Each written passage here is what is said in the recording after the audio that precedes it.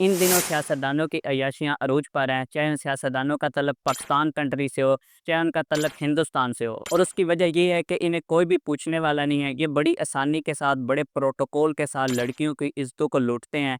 कभी उन्हें ब्लैकमेल करके, कभी उन्हें नौकरी का झांसा दे के कि तुम्हें सीएसएस का ऑफ़िसर बना देंगे, तुम्हें आईपीएस का ऑफ़िसर बना देंगे। इसी तरीके का एक केस बीजेपी के मेंबर का सामने आया जिनका नाम है प्रज्वल रवन्ना। इनके केस को डिस्कस करने से पहले जल्दी से आप मेरे चैनल को सब्सक्राइब कर दें।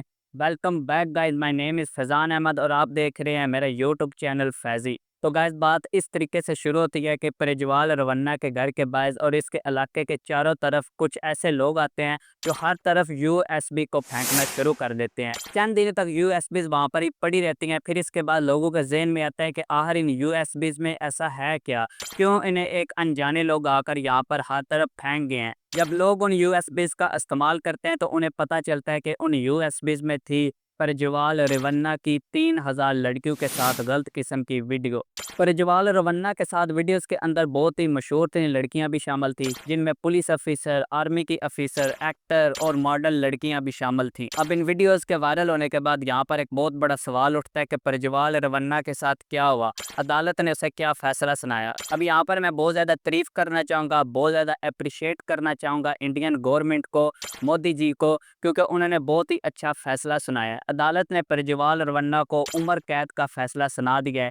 अब ये पूरी उम्र जेल से बाहर नहीं निकल सकता। ये भी बात सच है कि उसकी जो जेल होगी वो बड़ी बेहतरीन होगी, यानी बहुत प्रोटोकॉल के साथ रहेगा। आपको भी ये बात पता है, उसे वहाँ पर लड़कियाँ भी मिलेंगी और अगर वो नशा करता है तो उसे नशा भी मिलेगा। लेकिन साथ ये भी बता दूँ कि मैं एक पाकिस्तानी हूँ, फिर भी मैं इंडिया वालों की बहुत ज़्यादा तारीफ़ करना चाहूँगा यहाँ पर। पाकिस्तान के अंदर कोई सियासतदान इस तरह लड़कियों की इज़्ज़तें लूटता तो उसे कोई जेल नहीं थी होनी, बल्कि उसके केस को ही कहीं गायब कर देना था, उन वीडियोज़ को कहीं गायब कर देना था। पाकिस्तान की गवर्नमेंट ने उस सियासतदान को कोई सज़ा नहीं देनी थी, क्योंकि हाल ही में पाकिस्तान के अंदर बहावलपुर शहर में एक यूनिवर्सिटी है, इस्लामिया यूनिवर्सिटी। वहाँ पर 5000 लड़कियों के साथ ज़्यादती की गई, उनका रेप किया गया, उनकी वीडियोज़ वायरल की गई। और किसने की? उस यूनिवर्सिटीज़ के लेक्चरार और सियासतदान और उनके बेटों ने। लेकिन इस केस को कहीं बड़ी जल्दी गायब कर दिया गया। पाकिस्तान की गवर्नमेंट ने इसके खिलाफ कोई एक्शन नहीं लिया। इसलिए मैं कह रहा हूँ कि इंडियन गवर्नमेंट ने यहाँ पे बड़ा अच्छा कदम उठाया है कि प्रज्वल रवन्ना जिसने 3000 लड़कियों की इज़्ज़तों को लूटा है, वो अब इस वक़्त जेल के अंदर फंसा हुआ है। इन वीडियोज़ के सामने आने के बाद ये पता चल गया कि लड़कों को कामयाब होने के लिए